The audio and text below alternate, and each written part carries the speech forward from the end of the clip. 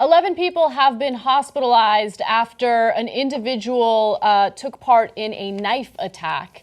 It all started when the suspect in the Ohio State University area attacked individuals by ramming his car into a group of pedestrians before using a butcher knife to cut several people. Now, luckily, no one has died as a result of this attack. However, 11 people were hospitalized. A suspect has been shot and reported deceased. Victim injuries include stab wounds, injury by motor vehicle, and other injuries that are being evaluated. Now, what we know so far about the suspect was that he was a Somali refugee, but he was a U.S. citizen.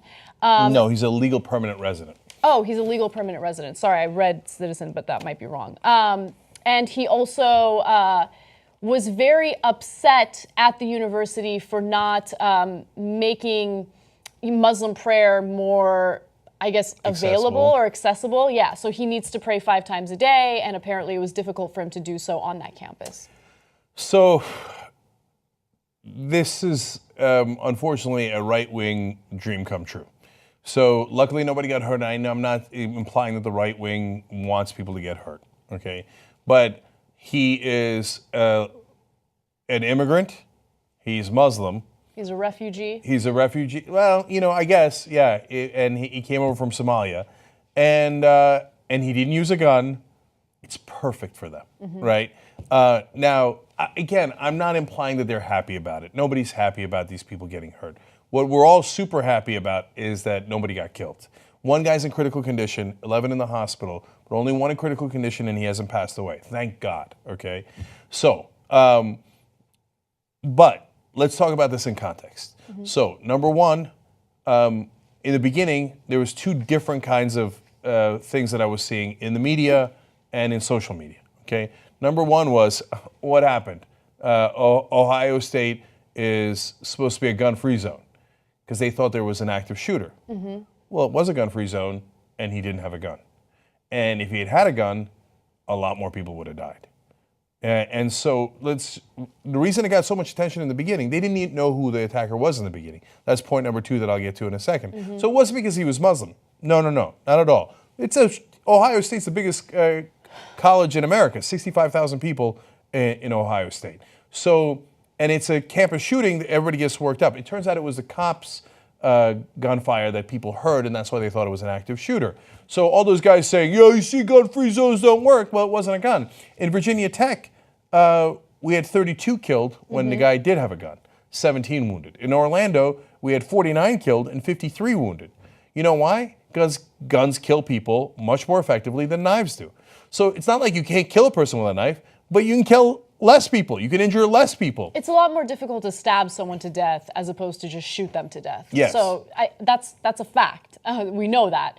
The only silver lining here was that he didn't have a gun. If he had had a gun, so many more people would have died. There's just no question about that.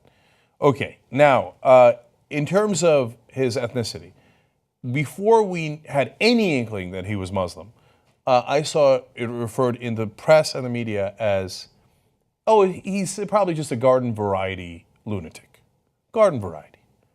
Okay. Now that we know he's Muslim, we're looking into terror-related activities. Okay, but wait a minute. We just had a guy, Scott Michael Green, in Iowa, ambush and assassinate 2 cops. He had a political manifesto, basically, as to why he did it. He didn't like that cops limited his speech at some football games, and he was carrying a Confederate flag and all that stuff. He's a right-winger. Are we looking into whether that's terrorism-related? No, we're not looking into it. So do we have any, if they find out that this guy went and got trained by ISIS, then I'm 1,000% with you. It's terrorism, and et cetera, et cetera. And by the way, it doesn't change any of the things that happen. The things that happen are terrible no matter what label you put on it, right? But if he's a guy who has absolutely nothing to do with terrorism, except he's an idiot who's like, oh my God, they won't let me peacefully pray, so I'll kill people. Yeah, that guy is unhinged and totally hypocritical and doesn't understand how much damage he's doing both to the people that he has attacked, which is the most important, and secondly to his own community. Because now the Somali students in Ohio State are scared to death of how people are going to react to them. Of course. Because when it's a right-winger who does it, nobody goes out and attacks other right-wingers. It's not a thing that happens.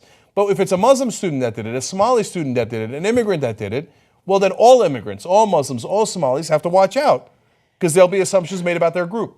I want to get to a point where we're not obsessed with labeling, the attacker. We're not obsessed with labeling the suspect. And we actually come up with some plausible solutions to it, because this kind of stuff does keep happening, right? And so if you go in the Trump direction and you just ban Muslims from entering the country, that still doesn't solve homegrown terrorism. I mean, the San Bernardino attackers weren't immigrants, right? They were born and raised in the United States. The wife was an immigrant, to be fair. Oh, the wife was an immigrant. The shooter himself was a citizen. So he's a citizen. And Orlando was a citizen. And Orlando he was Muslim, but he was closeted gay, and he was pissed about a breakup he had with other folks at that club. Right. But it doesn't matter. Once you're a Muslim, that's why you did it. So what's the solution? Like that's what I want to know, right? As soon as we get past like the finger pointing at Muslims versus right-wing white people and this, like, what are we going to do? Are we just going to like keep arguing about what to label it, or are we going to come up with solutions? Well, luckily, Trump is willing to call it by its name. And I hear from the right wing, once you have a president who's willing to call it by its name, it magically goes away. So in 2 months, once he calls it radical Islamic terrorism, poof, gone. I had a cab driver who's Egyptian, by the way, Coptic Christian Egyptian, and he's got a heavy accent. He's an immigrant. He says Trump was Jesus 2.0. He's Jesus' second coming. And I'm like, you're kidding, right? That's a joke, right? We're in New York. You're an Egyptian immigrant. Like, no, I'm not. He's like, what do you mean? He was offended. He's like, of course I'm not joking. He's going to save us all. Okay, well, I mean, maybe he's right. And maybe he's right, yeah. Okay, like, knock on wood. Let's hope so, Go get him, big guy. No, in reality, one thing that is most important immediately for our safety is less guns equals less deaths. So in this case, he didn't have a gun. Nobody died. Thank God. If he had a gun, would 10 die, 30 die? I don't know. But a lot of people would be dead right now. All those people are alive because this idiot, this jerk, this whatever, any statement you want to put on him, radical Islamic guy, I don't care what you call him. Thank God he didn't have a gun. Yeah. So that's the first solution. But they won't agree to that. They won't agree to that. They don't care if it's a right-winger with a gun. They don't care if it's a Muslim with a gun. They don't care if it's a lunatic with a gun. Well, you gotta have the gun. You gotta have the gun. Okay, well then, They also support people on the terror watch list from having guns. Yeah, okay. So anyway, that's number one. Number two is a cultural answer. And by the cultural answer, I don't mean an attack on one particular religion or one particular ethnicity. I mean a culture of sanity, so that we don't have these divides. So we bring up the right-wingers, not because we think, like they do, that you should attack a particular group of people. That is nuts. Of course you shouldn't. What we're trying to say is, don't do that, right? Don't think in terms of who's a group I have to hate. Is it Muslims? Okay, then the Muslims are going to strike back, and then they're going to do this. And then you're going to hate them more, and then you're going to strike them. And then they're going to hate you more, and they're going to strike you. And on and on and on we go in a cycle of violence. Or we can change the culture to one of rationality and sanity. Now, that's a long-term fix. It's not going to happen overnight. And I'm not saying kumbaya, yada, yada. Everybody praises the officer who shot him here. Alan Horujko responded immediately. He's a young guy, 28 years old, also went to Ohio State.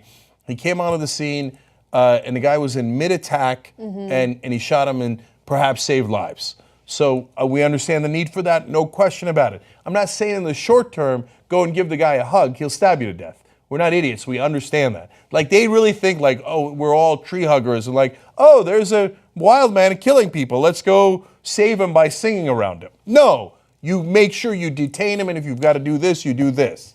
But in the long term, we've got to fix the culture of violence, because all it does is beget more violence.